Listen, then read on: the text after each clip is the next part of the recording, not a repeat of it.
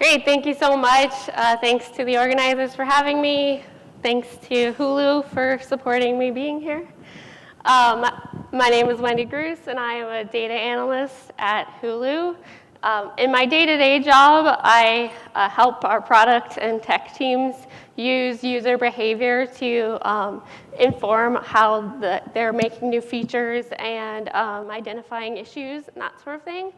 But what I'm going to talk to you about today is a project that I did at one of our data team hack days. So this is not what I do in my normal day-to-day work at Hulu. When I first started at Hulu, I was a data analyst on the team that made our operational intelligence tool, which allows you to see what the users are doing in real time. And as being a data analyst on the team that made that tool, one of my roles was to develop KPIs for the usage of it. And most of the KPIs were about the who and the when of using the tool. None of them were really getting at the why people were using the tool. And so the purpose of my talk today is to show you how I mined JIRA to get an understanding of why people were using our tool. And hopefully you guys will feel empowered to go out and mine your own JIRA systems to understand really anything you want to know about your work.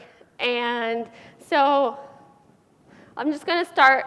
I'll give you a little bit about our operational intelligence tool. It's called Glyph. So when I say Glyph, that's what I'm referring to. Then I'll tell you a little bit about JIRA. How many people here use JIRA? Perfect. I'll tell you very little bit about JIRA. And then I'll show you how I built a Flask app to investigate Glyph usage in JIRA. And the goal of this was to be able to have a dashboard where I could go and see Glyph usage in JIRA. Then I'll go through some lessons learned and potential future development if I ever go back to working on this. So our operational intelligence tool is called Glyph. If you're not familiar with the term operational intelligence, it's kind of the idea of using the current state to look forward and also understand what's going on right now versus the comparison would be like business intelligence, which is sort of like a look in the past.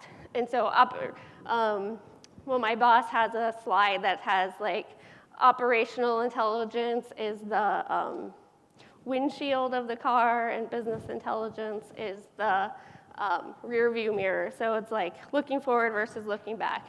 And the reason that we say operational intelligence is that our data that is in Glyph is in real time. So if I go and do a query, I'm getting the state of our apps at that current time. And we do that by getting events straight off of our clients. So if I'm watching Hulu on Xbox, my Xbox is sending back what I'm doing on the app. If I'm watching Hulu on my iPhone is sending back what I'm doing on the iPhone in real time. And so using Glyph, our product teams and our tech teams can look at this real-time data to answer a variety of different kinds of questions. And then the other important fact about using Glyph is that those query results and reports that are made in the tool are shareable. So I can say, oh, look, here's this interesting thing, or something looks weird here, and then I can share that with somebody who also might be interested in it or might want to fix it, and they will see exactly what I'm seeing in real time. And so the important takeaways from Glyph is that it's real-time data, it's shareable, and it's used by internal Hulu employees. So just to give you an idea of what Glyph looks like, Glyph usage is actually instrumented to be viewed in Glyph.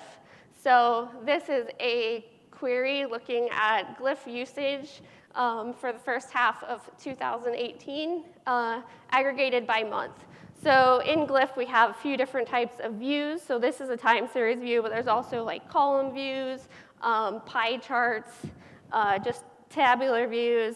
And then you can specify a time range. So past day, or here I'm doing, past year almost. And then for time series, you can pick whatever granularity you want. And then you would just say what event type you're interested in. So since I'm looking at Glyph queries, I've selected the Glyph query event. But if I was doing this for actual understanding of our app behavior, I might have something like start a show or open up the app or something like that. And then I could track those numbers in whatever time range I specified. And I can also filter, which is cut off here, but I can also filter based on different features. So like if I'm only interested in iPhones, or if I'm only interested in Xboxes, or I'm only interested in people who are watching live TV, I can put in those filters and get a fairly robust real-time shareable query. And so, like I said, I was making some Glyph usage KPIs, and these are pretty standard KPIs. Who is using Glyph? How are they using Glyph? So either I can make my own query and be like exploring the data myself, or I can share a query, and maybe I'm a Glyph user, but I'm only looking at queries that other people made. So those are like different levels of usage. Obviously, do people keep using Glyph? Do they come back month over month? And does it work? So these are pretty standard KPIs. But they really are just like who and when. And I was really interested in why people are using Glyph. And so I came up with a few different ways that we could sort of understand why people are using this tool. So one is we could survey the users. And we actually do survey our users a lot. We know who our main stakeholders are. But the way we decide that people are the main stakeholders is simply by either query volume, so people who are running a lot of queries, or people who are ask us a lot of questions. And so this is going to give us a really biased view of our users, so either really loud people or really people that run a lot of queries, versus maybe there's like particular segments of our user base that we really want to learn more about. So if we can get out the context of why they're using our tool, then maybe we could adjust the feature development within Glyph. We could do some natural language processing on the name. So you would name your query. Ooh, can you hear me still? OK. So you would name your query. And depending on what words you use, we might be able to understand a little bit about why you're doing what you're doing. And then finally, we could analyze where our queries are being shared. So that would allow us to get sort of a context as to the usage of our tool. And so obviously, based on the talk, or the title of my talk, I decided to go with analyze where queries are being shared. So I came up with 4 places that Glyph queries are being shared at Hulu. Confluence is our documentation wiki. And so there are a lot of Glyph queries in there, but they're sort of related to how the tools are supposed to work. So these 2 filters are supposed to always be together. Or if you want to know, what are the top 10 shows, use this query, or something like that. And so that's kind of a different idea than the real-time shareable queries that I was after the why of. And so I think while analyzing the usage of these documentation queries would be interesting, it wasn't really the purpose of my talk or of my project. There are a lot of queries that get shared via email, and I think they would probably have a lot of explanation and context in them, but I'm not going to mine my colleague's email. So that left me with Slack and JIRA.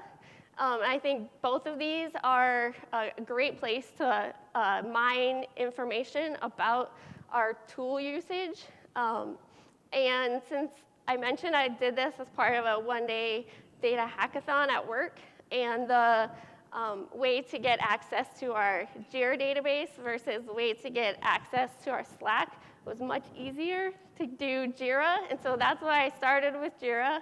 That's what I'll talk about today. I do think that Slack would be interesting to use together with the JIRA data. There's probably a wider audience for people sharing in Slack, and there might be more context of like back and forth. Is this what we're supposed to see? That sort of thing.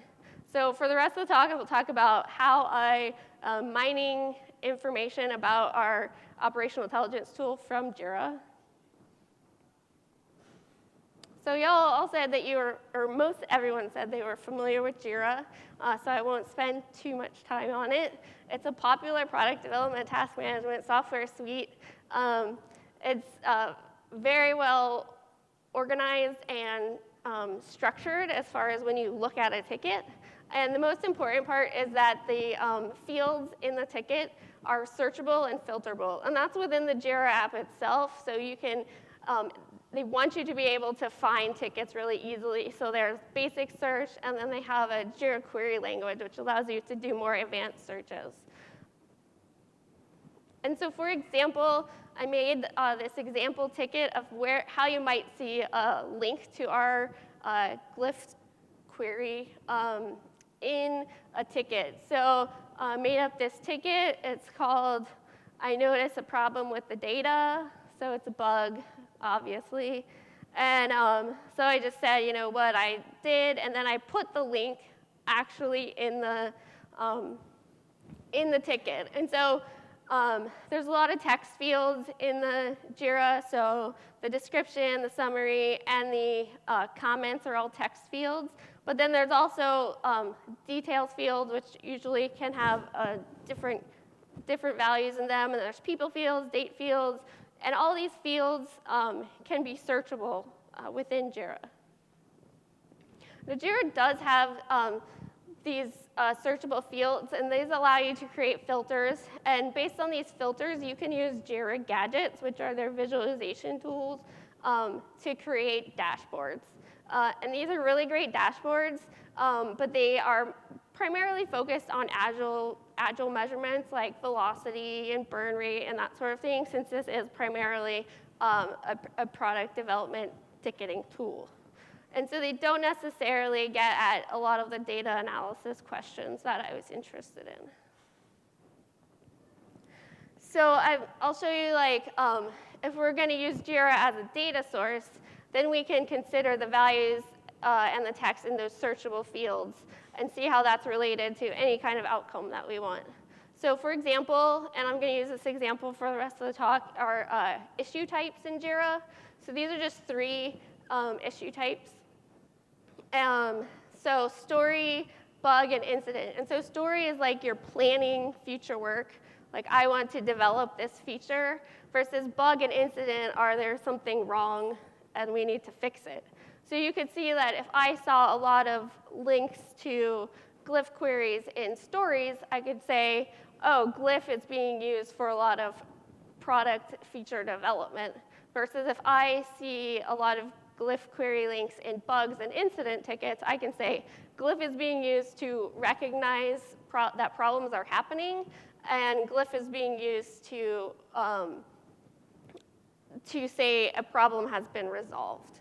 And so those are kind of like different stages of product development. And so since Glyph is giving us real-time data, it might be that there is a lot of bugs and incidents. Or we can see how users are using the app now, the Hulu app now, and maybe we can want to see if that behavior will be changed in the future, and so that would be feature development. And so what I did is I built a Flask app to analyze Glyph usage in JIRA tickets. These are the steps I took to to analyze, or to build this app. I'll skip down to number 5 just because that's out of order.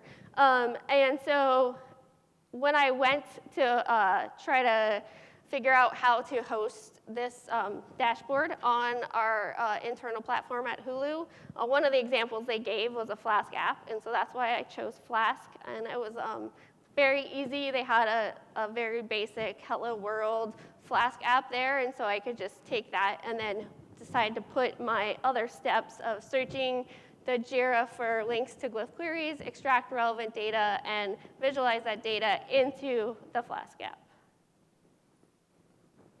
And so the Python packages that I used for this project were, for steps 1 and 2, I used a JIRA library, which is a Python library that allows you to use the JIRA APIs. It's put out by Atlassian. I looked for uses of this JIRA library in our own Hulu repo, and most everything I found were DevOps related for automatic creation of tickets and or comments. There were a few calculator type scripts related to also PM work, like time to completion or average time to completion, that sort of thing. For visualizing, I use this old library called PyGal. It's not actually maintained anymore. Again, this was more of a function that I was doing this in a single day, and there were some really straightforward, simple examples of how to use this in a Flask app. If I was going to do this again, I probably would choose a different visualization library that was actively maintained. And then I used the Flask. So when you're using the JIRA library to work with your JIRA database, first you have to create a JIRA object, which is a connection to your Works JIRA server. That requires you to know the address of your Works server, the URL for your Works server, and then you need some authentication. If you're just running this locally, you can use your just your regular JIRA credentials. If you're going to deploy this onto your Works internal hosting platform, I would suggest a different method for authentication, and there's a lot of other methods in their documentation. So just a quick refresher that this is the my example ticket. So any of these fields are queryable in JIRA. And then they also have some other fields that are kind of aggregate fields. So I can just search text, and that will search the summary, description, and comments all together without me having to search each of those individually. So to get the JIRA tickets that had a link to Glyph queries, I use this search issues method, and I just have a JQL query within that method call. And so JQL is just a query language. When you're doing advanced search in the JIRA website, that's what you're using. And I recommend testing out the query that you put in the script in the JIRA page first to make sure you're actually getting what you intend to get. And so this search issues is going to find all of the issues that match this query, but it's not going to get the information out of them. It's just going to say, these are the issues that you're interested in. To get the actual information out of those queries, you have to use the issue method. And in the issue method, you just identify the key of the particular issue, and then you identify which fields you're interested in. So in this example, I'm just interested in the issue type field. But any of those fields that were on that JIRA ticket, you would add those to this fields parameter. So here I'm only getting the issue type out. But if I wanted to get issue type and comments, I would have field equals issue type, comma, comments. And then for PyGal, it makes a chart object. And so I set this up to just make a chart object for each field that I was looking at. So right now there's only one in here, but if I had 3 in here, it would make me a bar chart for each of those fields. And then that was really easy to plug into my Flask template, and it will render all of each of those. So however many I have, it will just render all of them. And then I could just make a Flask app and route those functions to a single page. And these pages contained a table with links to the JIRA tickets. So luckily, the JIRA tickets have a very easy URL where the name of the ticket is part of the URL. So it's very easy to make a link for each of these tickets. And then it also included what type of ticket it was, and then who was adding in that Glyph query. So if there was a Hulu employee who had put a Glyph query in the description, it would be there, or if it was someone in the comment, it would be in the comments column. And then the second part was these PyGal bar charts with the counts of each field. So I can't show you the first part because it has some Hulu-specific information, but this is basically what the second part looks like, where there's it's just really simple visualization. And this is that issue type. And this is for about 3 months worth of data. And so story and then tasks are like the subparts of stories. So it looks like there's about 2/3 for feature development and then 1/3 for bugs. What I found was that this is really time specific. So if I run this at a time where where we're coming up to a lot of planning, then I'll see more planning tickets. If I run this when we have just had planning, then I see more bug tickets, which kind of seems like your expected behavior.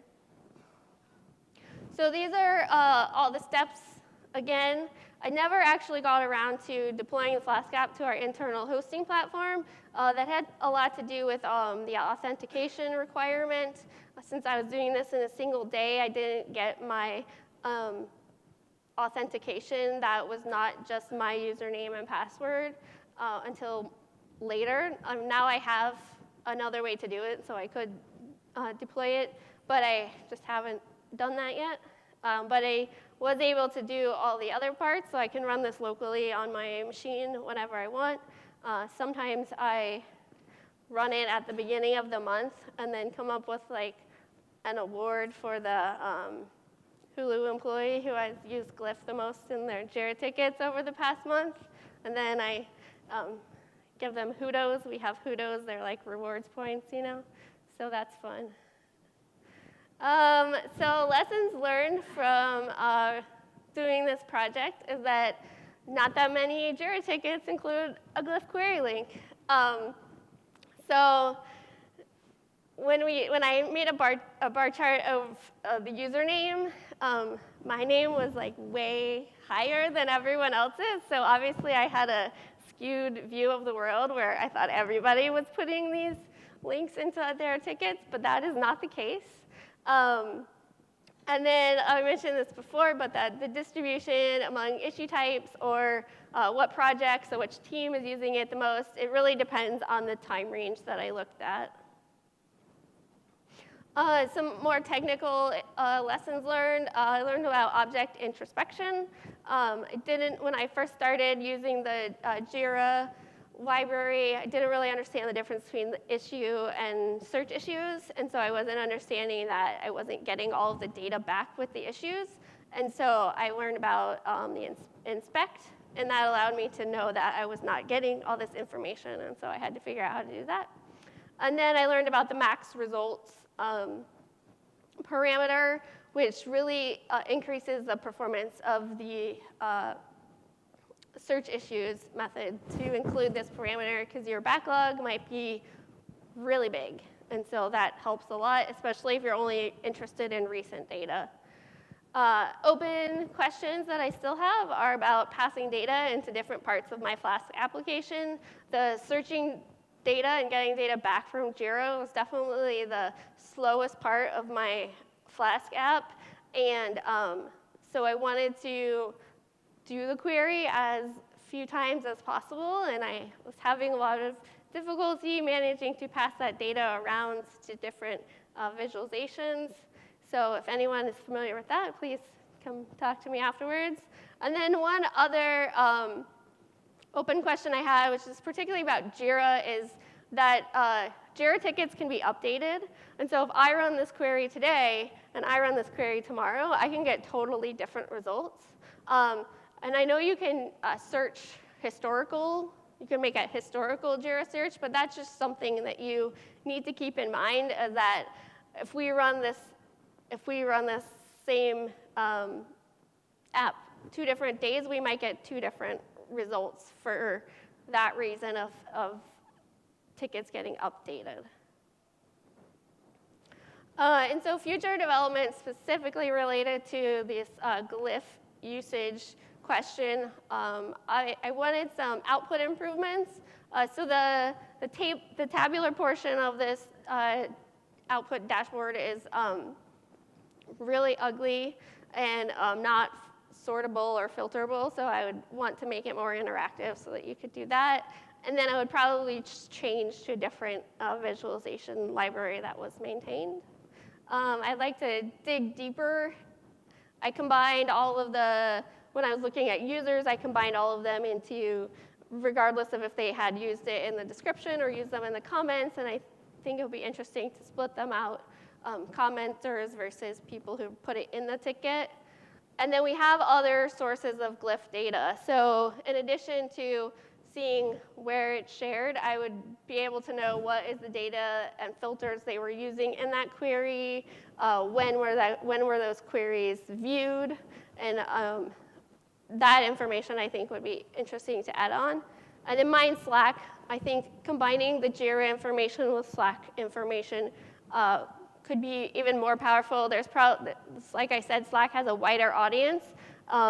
Like for JIRA, you just have to know, you have to be tagged or assigned or watching that ticket to see it.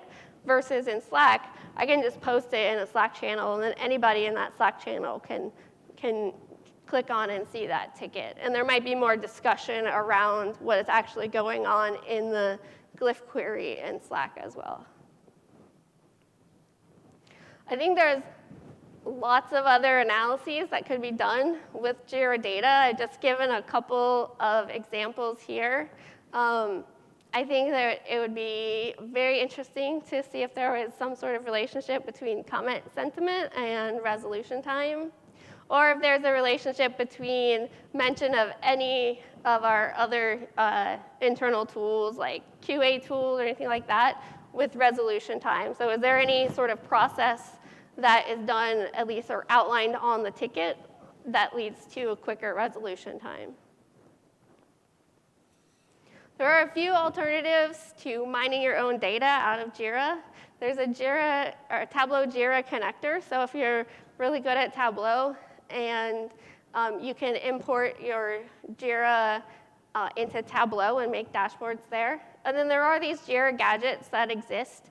And so if one of those is going to give you the information that you're interested in, then that makes it even easier. And so now it's your turn. Hopefully now you guys feel empowered to go out and mine your own personal or your own employer's JIRA databases for mention of your app or whatever you're interested in. And now you know how you can do that in Python. So thank you so much.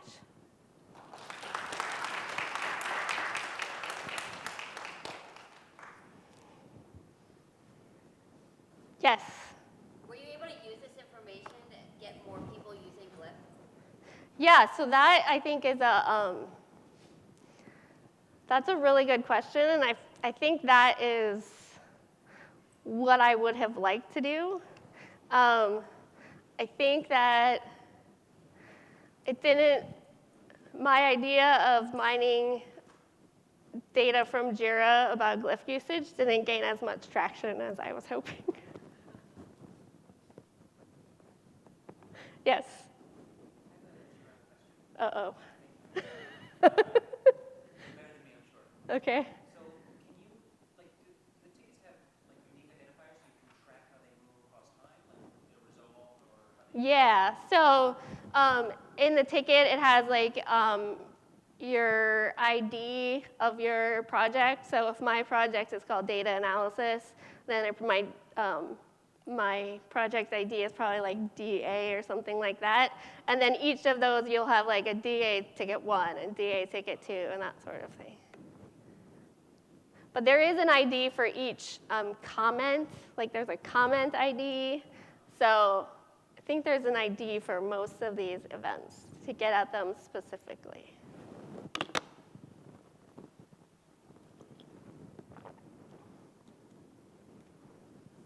Yes?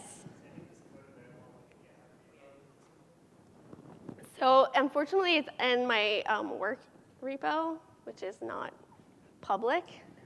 The JIRA library has a lot of documentation on it and some examples there. So, yeah. Yes?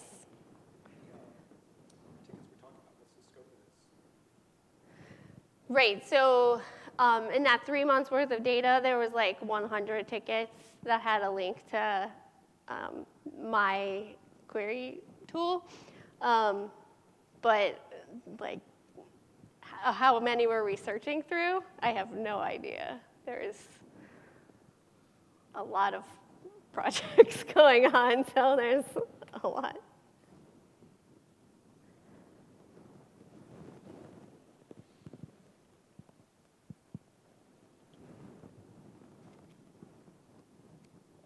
Yes. What am I working on at Hulu that I'm excited about? I think just in general, I really like working with this tool. I kind of help our engineers or our product teams use the tool to understand the data to make their product decisions. So I think that's one of my favorite things about my job is to sort of help people get data to make the decisions that they're trying to make instead of just making decisions. So and I do that with this tool, and then I also do that with some of the data that's not available in the tool. So it's pretty fun to be able to support the other teams by giving them data.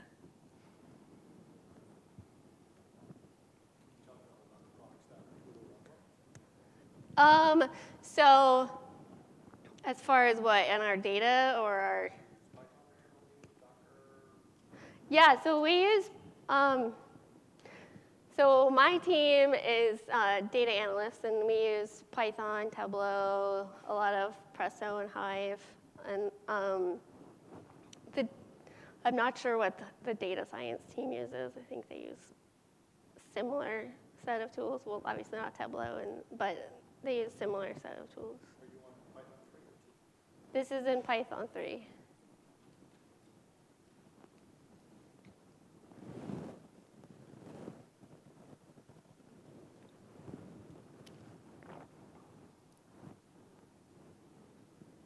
Okay, thank y'all.